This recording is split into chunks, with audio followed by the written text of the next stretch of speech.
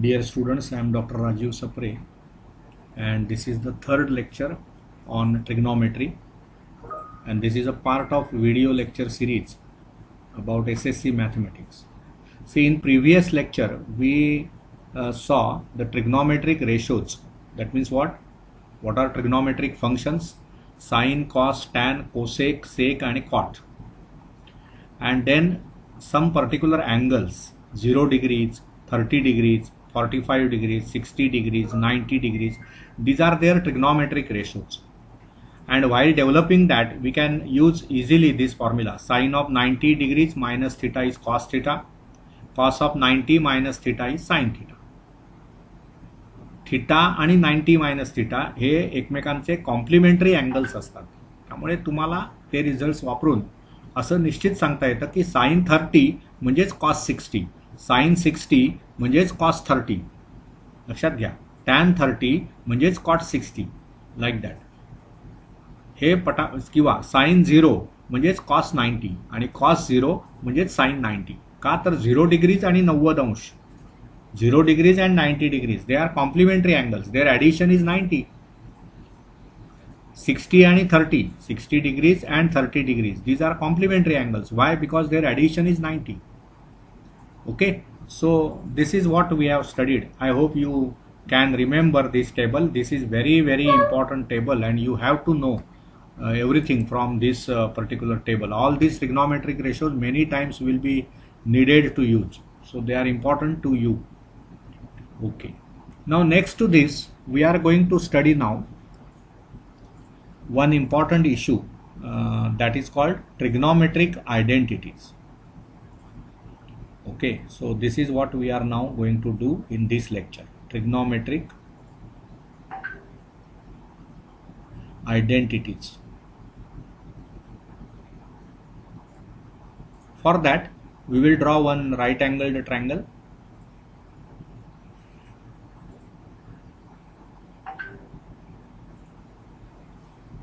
Okay, I will draw a better angle, better triangle.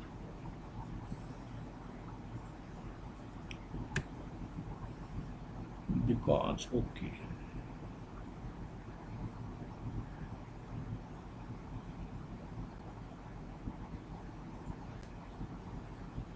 ABC.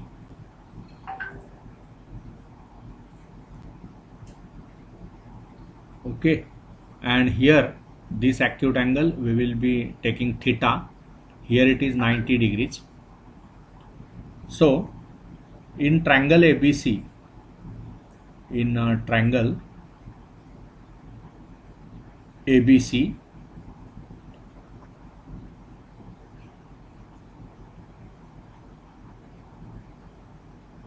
angle B is 90 degrees.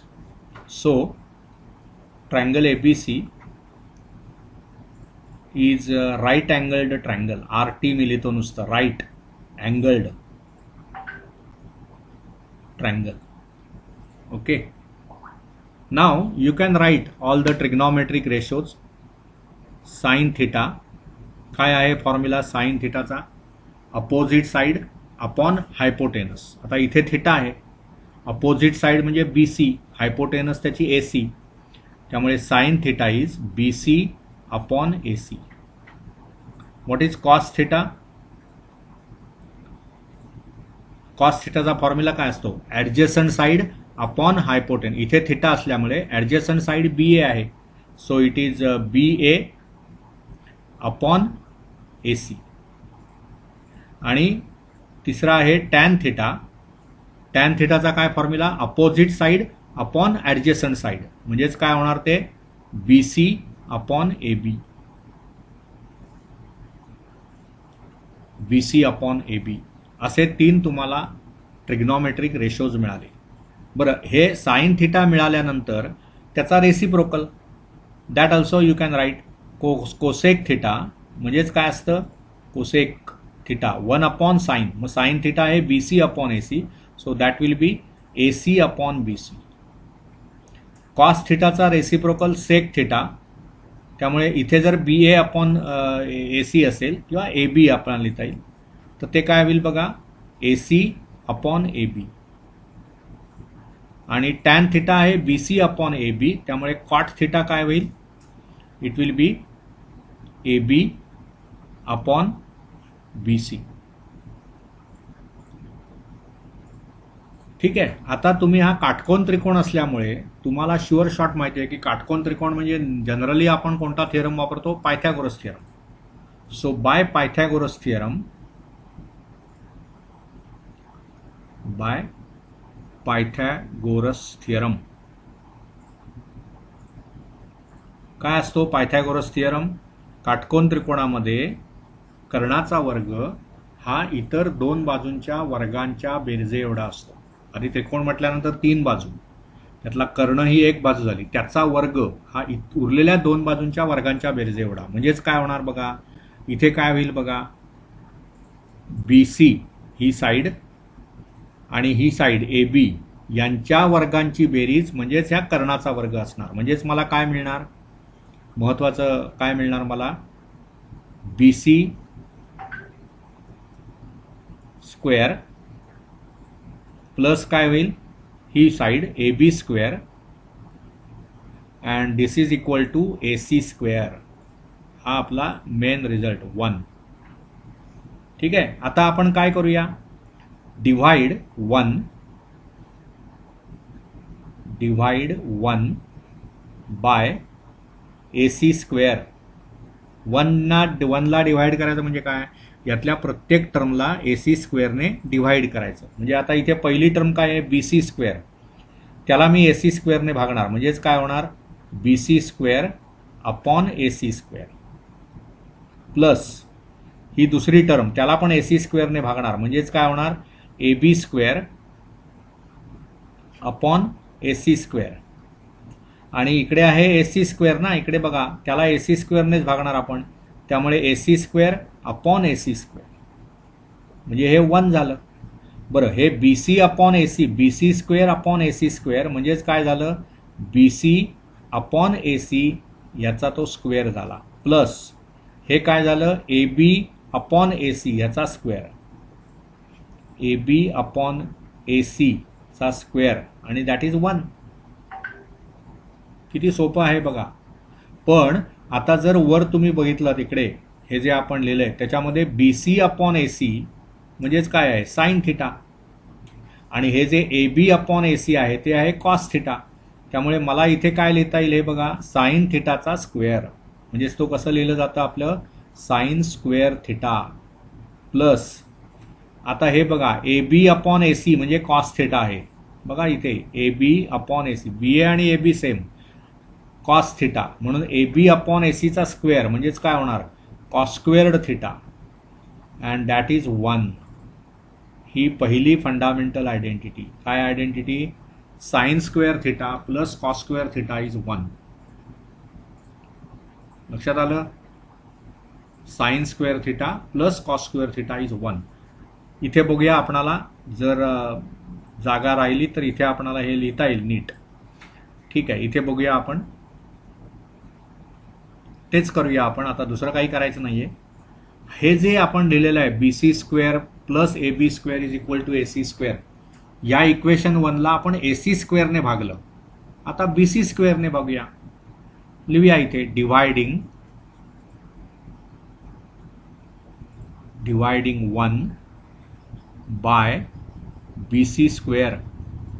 मग काय होईल बघा, पहिली टर्म आहे BC square, so it will be BC square upon BC square plus दुसरी term त्यातली आहे काय बघा, AB square, so it will be AB square upon BC square, आणि इज इक्वल टू इकडे काय आहे बघा, AC स्क्वेअर, तो that will become AC square upon BC square. पण BC square upon BC square हे 1 झालं, plus AB square upon BC square म्हणजेच मला ते कसं लिहिता येईल बघा, AB अपॉन BC त्याचा स्क्वेअर, आणि इज इक्वल टू हे AC square upon BC square म्हणजेच काय, AC अपॉन BC कंसाचा वर्ग. आता वर जे आपण सर्व ट्रिग्नॉमेट्रिक रेशोज दिलेले आहेत त्यात बघा, AB अपॉन BC हे काय आहे बघा,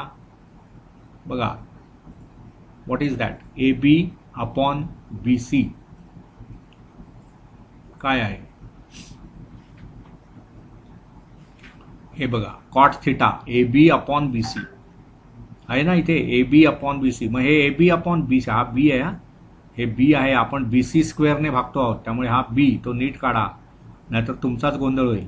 मग A B upon B C म्हणजे कॉट थिटा आहे, बघा इथे cot theta is A B upon B C.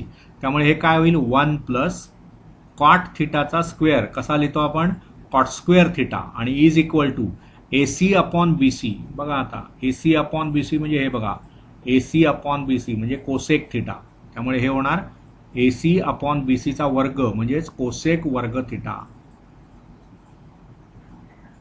त्यामुळे दुसरी आयडेंटिटी मिळाली आपल्याला. ऍक्च्युअली तिसरी म्हणूया आपण, ही तिसरी आयडेंटिटी. आणि आता अजून इथे आपण हे मी इरेज करतो म्हणजे तुम्हाला लक्षात येईल की how to do all the 3 identities. ठीक आहे, पहिली आणि तिसरी आपल्याला मिळाली. आता आपण पुन्हा तेच डिवायडिंग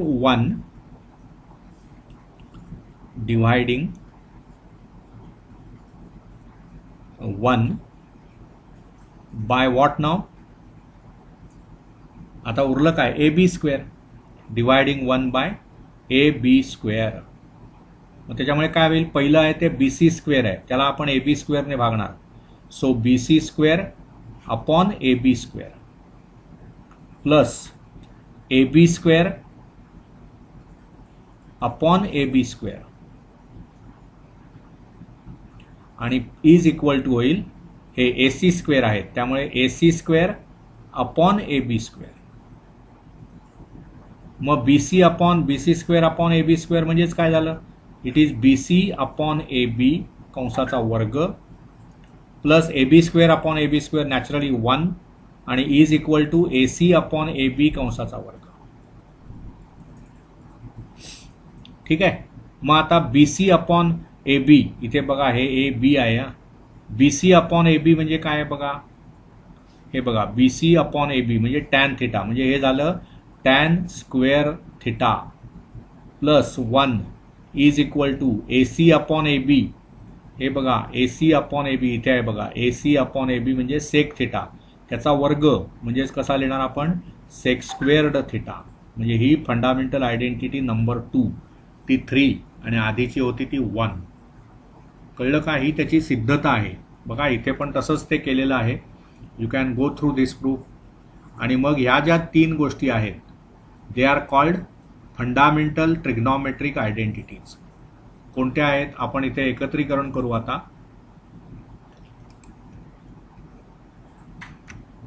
तीन फंडामेंटल आयडेंटिटीज काय आहेत त्या. पहिली identity sine square theta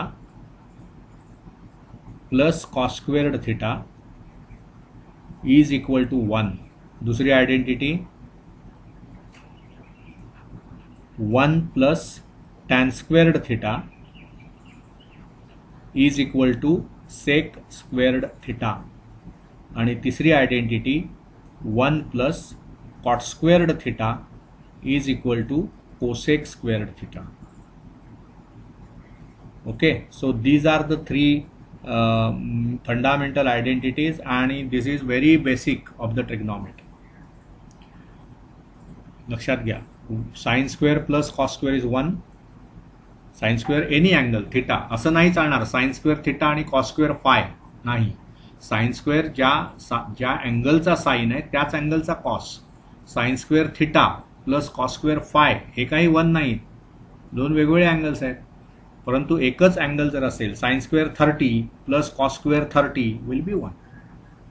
sine square theta plus cos square theta 1. Identities नीट समजावून घ्या, इथे अँगल सेम आहेत. 1 plus tan squared theta is sec squared theta आणि 1 plus cot square theta is cosec square theta.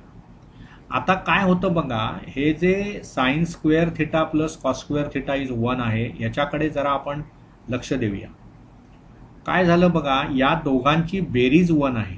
Sign square theta plus addition is 1 आणि हे square असल्यामुळे हा जो नंबर आहे हा निगेटिव्ह नाही असू शकत. बघा sine theta, cos theta, tan theta हे जे काही सर्व आपण कॅल्क्युलेट करतो they are real numbers. Output कुठल्याही अँगलवर मी ज्यावेळी त्याचा साइन कॉस किंवा टॅन किंवा सेक किंवा कोसेक काढतो, एकतर ते नॉट डिफाईन्ड असेल बिकॉज डिनॉमिनेटर 0 अलाउड नाही आहे आपणाला. But if it is defined it is a real number and you know that square of every real number is positive. It cannot be negative. त्यामुळे असं नाही होऊ शकत की साइन स्क्वेअर थिटा -3 आहे आणि कॉस स्क्वेअर थिटा +4 आहे म्हणून ती बेरीज 1 आली. असं नाही होऊ शकत. हे निगेटिव्ह नाही असू शकत. जास्तीत जास्त काय असू शकतं? 0 असू शकतो. बघा ना, साइन 0 0 आहेच, बरोबर ना. साइन 0 0 आहे, कॉस 90 पण 0 आहे, परंतु तो मायनस नाही असू शकत. म्हणजेच काय झालं, दोन नॉन निगेटिव्ह क्वांटिटीचं ॲडिशन 1 येत आहे. साइन स्क्वेअर थिटा आणि कॉस स्क्वेअर थिटा या कशा क्वांटिटीज आहेत? Non negative. नॉन निगेटिव्ह याचा अर्थ काय? They can take value 0 but they cannot be negative. लक्षात घ्या, नेहमी हे मुद्दे फार महत्वाचे आहेत ना. Sine theta cos theta are non negative real numbers. Non negative real numbers. Sine theta आणि कॉस थिटा नव्हे, साइन स्क्वेअर थिटा आणि cos square theta are non negative real numbers. Square आहे तो, त्यामुळे तो निगेटिव्ह असणार नाही, नॉन 0 असू शकतो, म्हणून ते नॉन निगेटिव्ह रियल नंबर्स. आणि त्यांचं ॲडिशन 1 आहे. What does that imply? It implies sine square theta will be, कसं असणार ते? 0 less than or equal to sine square theta less than or equal to 1. Same story for 0 less than or equal to cos theta cos square theta less than or equal to 1. दोघांचंही addition 1 आहे, त्यामुळे ही दोन्ही quantity 1 पेक्षा लहान असणार. 0 पण असू शकतात. ते 0 असेल तर मग कॉस स्क्वेअर थिटा 1 असेल. समजा साइन स्क्वेअर थिटा 0 आहे तर मग कॉस स्क्वेअर थिटा 1 असलं पाहिजे, कारण 0 + 1 हे 1 येणार. किंवा कॉस स्क्वेअर थिटा 0 असेल तर साइन स्क्वेअर थिटा हा 1 असला पाहिजे. म्हणून आपण हे लिहिलंय 0 less than or equal to sine square theta less than. आता कुठल्याही रियल नंबरचा स्क्वेअर हा 0 आणि 1च्या मध्ये कधी असतो? तो नंबर हा -1 less than or equal to असा जर असेल, sine theta less than or equal to +1 किंवा -1 less than or equal to cos theta less than or equal to +1. बघा तुम्ही कुठलाही नंबर घ्या जो 1 आहे. समजा मी 1 घेतला तर साइन स्क्वेअर थिटा काय होणार? 1 होणार. म्हणजे ते less than or equal to 1 ही कंडिशन सॅटिस्फाय झाली. समजा तो 1/2 घेतला आपण, साइन थिटा हा जर 1/2 घेतला तर त्याचा स्क्वेअर काय होणार? 1/4. That is also less than 1. So condition is satisfied. त्यामुळे अत्यंत महत्वाचं, साइन थिटाची व्हॅल्यू ही नेहमी -1 आणि +1च्या मध्ये असणार. Any angle you take, sine theta will not exceed 1. 1 पेक्षा तो कधीही मोठा होणार नाही. आणि इट विल नॉट प्रिसीड -1. -1 पेक्षा तो लहान होणार नाही. कुठल्याही अँगलच्या बाबतीमध्ये sign theta will lie between -1 and +1. और इट कॅन बी, एक्स्ट्रीम केस काय होईल? Sign theta can be -1, sign theta can be +1, but in general it is lying between -1 and +1. So यालाच म्हणतात range of sine and cos trigonometric functions.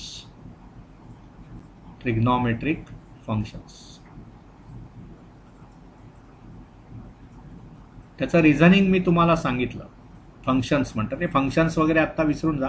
तुम्ही असं म्हणा की sign आणि कॉस हे जे दोन ट्रिग्नोमेट्रिक रेशोज आहेत त्यांची लिमिटेशन्स काय आहेत? -1 less than or equal to sine theta less than or equal to +1 और -1 less than or equal to cos theta less than or equal to +1. These are the limitations of sine and cos. Sine and cos will always lie between -1 and +1. म्हणजे तुम्हाला समजा तुम्हाला कोणी विचारलं की sine theta is equal to 2, this is never possible. Sine theta cannot be 2. Why? Because maximum value of sine theta can be 1. It cannot be 2. लक्षात आलं? समजा तुम्हाला असं सांगितलं कॉस थिटा म्हणजे 3/2 आहे. Not possible. 3/2 म्हणजेच किती झालं? 1.5.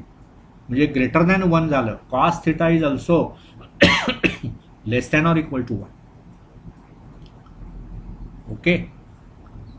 साइन थिटा आणि कॉस थिटा हे दोनही -1 to +1 याच रेंजमध्ये असणार. 2 असणार नाही साइन थिटाची व्हॅल्यू कधीही. ते जर अशी 2 वगैरे व्हॅल्यू आली तर ते तुम्हाला डिस्कार्ड करावं लागेल. It is not possible. Sine of any angle can not be greater than 1. Similarly cos of any angle can not be greater than 1. पुन्हा पुन्हा मी हे हॅमर करतो आहे का, तर तो कन्सेप्ट नीट समजावा, हे लक्षात घ्या. ओके. त्यामुळे इथे आता काही प्रॉब्लेम्स तुम्हाला देतील की काहीतरी एक ट्रिग्नॉमेट्रिक रेशो देतील आणि उरलेले सर्व कॅल्क्युलेट करायचे. म्हणजे समजा आता इथेच प्रॉब्लेम बघा. सेक थिटा त्यांनी 25/7 दिलेला आहे, 25/7, आणि find the value of tan theta. Why tan theta? You can calculate trigonometric ratios of all the remaining angles, all the remaining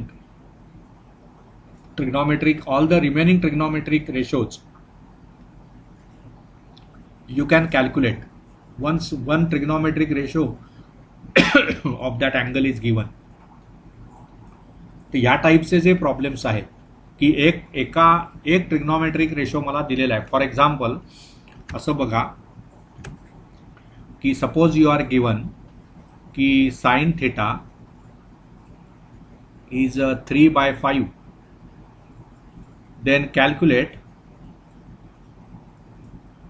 say cos theta and tan theta. असं समजा तुम्हाला दिलं तर साइन थिटा 3/5 मला दिलेला आहे. मग साइन थिटाची फंडामेंटल आयडेंटिटी कोणती ती वापरा. So we know sin squared theta plus cos squared theta is equal to 1. मग साइन थिटाची व्हॅल्यू 3/5 दिली आहे. सो 3/5 चा square plus cos squared theta is equal to 1. म्हणजेच काय झालं, 9/25 plus cos squared theta is equal to 1. So what you get, cos squared theta is equal to 1 - 9/25. म्हणजेच ते किती झालं, 16/25 झालं. 25 - 9 16/25. म्हणजेच मग कॉस थिटा किती होईल, त्याचा वर्गमूळ घ्या, 4/5. त्यामुळे साइन थिटा आणि कॉस थिटा, तुमच्याकडे साइन थिटा दिलेलाच होता. ही फंडामेंटल आयडेंटिटी वापरून आपण कॉस थिटा काढला. आणि आता टॅन थिटा काढा. मग टॅन थिटा म्हणजेच काय असतं, sine theta divided by cos theta. So what will be that? It will be sin theta 3/5 divided by cos theta 4/5. म्हणजेच काय होणार, 3/5 त्याला 4/5 ने डिवाइड करणार आपण. So you will multiply by it's reciprocal 5/4. This will cancel, you will get 3/4. त्यामुळे तुम्हाला sine theta दिलेलाच होता, कॉस थिटा 4/5 आलं आणि टॅन थिटा 3/4 आलं. बघा, आणि ही 3, 4, 5 ही पायथागोरियन ट्रिपलेट आहे. So more of this type of problems we will solve in the next lecture. I hope you enjoyed this lecture. Thank you.